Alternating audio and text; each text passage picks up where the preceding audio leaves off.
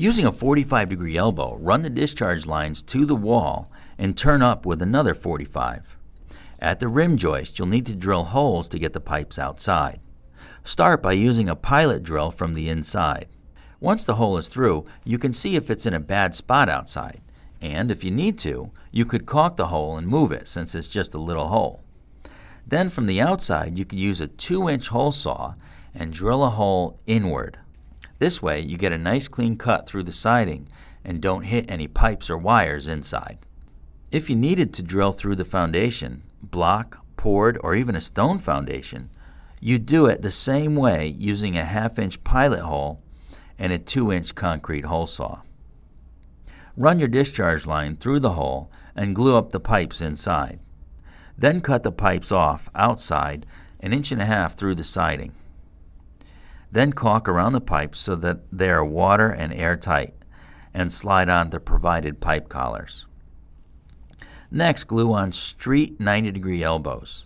A street 90 has a male on one end and a female on the other, instead of female on both ends. Next, glue the ice guard fittings on. Next, run the discharge pipe, using Schedule 20, or sewer and drain pipe as it's called, in a shallow pipe underground to a lawnscape outlet. Remember that the discharge line should be level or downhill, and far enough away from the house where the water will flow away from the house when it comes out of the discharge line. Depending on the slope of the property, that could be 5 feet or 65 feet or more. Most commonly, 15 feet will do.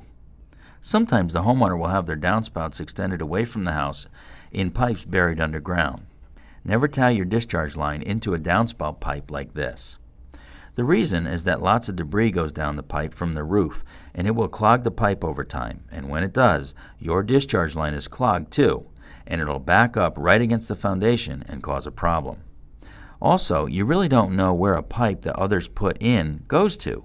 At worst, it ties into the exterior footing drains, which are perforated pipe. If you put your discharge line water in there, you're only pumping your discharge line water back into the soil around the foundation and causing recirculation. In fact, if someone has a pump that pumps all the time, or the pump won't keep up in a heavy rain, it could be that the water is just recirculating and you're pumping the same water over and over again because it's not getting away from the house.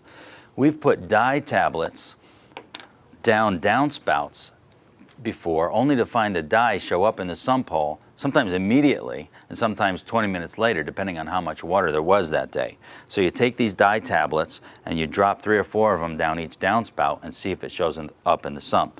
You can pre-dissolve these in an empty soda bottle and get a real concentrated liquid of dye, and then dump that down with a few tablets to make the dye show up faster so you don't have to wait for it to dissolve.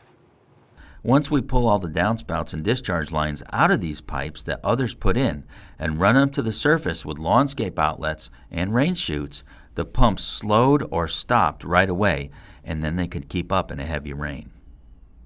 You also don't want to run your discharge line into a dry well. Dry wells are holes, pits, or tanks in the ground with holes in them so water can soak into the soil. The water that goes into the soil will likely end up in the basement again, and dry wells can only hold a certain amount of water until they overflow. Running a discharge line out onto the surface is your best bet. If it's a tough property to find a proper place for the discharge line, remember it's not your problem, it's the homeowner's problem. But you make it your problem if you choose a spot that won't work. Instead, get the customer involved. Let's say there was a home with a paved driveway on one side, a sidewalk in front, a neighbor 8 feet away on the other side, and a patio and a small section of grass in the back. Walk the homeowner around and tell them, in order to fix your basement, we have to find a place to pump the water to. There may not be a great place to do that here, but let's walk around the house together and pick the best place from the choices we have. As you walk around, you explain that we can't pump out onto the driveway or sidewalk because the water will freeze. And we don't want to have a problem with the neighbor, so that leaves the back. We don't want to wet the patio, so that leaves this small lawn area which pitches slightly to the rear. I think it would be the best place. Do you agree? When they say yes, you explain that the location can be changed for an extra charge later if this spot doesn't work out, but it's usually not a big deal. There are several ways to secure the discharge line inside. J-hooks are commonly used to hang a discharge line under floor joist. There is also pipe strapping available, and other brackets can be used to secure it to a wall. However, usually there is no fastening to a wall at all from the sump to the ceiling. To finish our sump installation, we need to mount the ultrasump charger on the wall by drilling 1/4-inch holes through the flange of the charger and using a nail and fastener or concrete screws to the wall. You can mount the charger to the discharge line with the brackets provided. The upper bracket has a hose clamp to hold the weight, and the lower one uses a wire tie to keep it straight. However, the pipe is not as sturdy as the wall, so it's preferable to remove the bracket on the back of the charger and hang the charger directly on the wall with fasteners. Next, set the battery in place on the floor. Hook up the cables from the pump securely. The cord captain gets secured to the discharge pipe with a hose clamp, and the extra cord from the pumps get wound around it.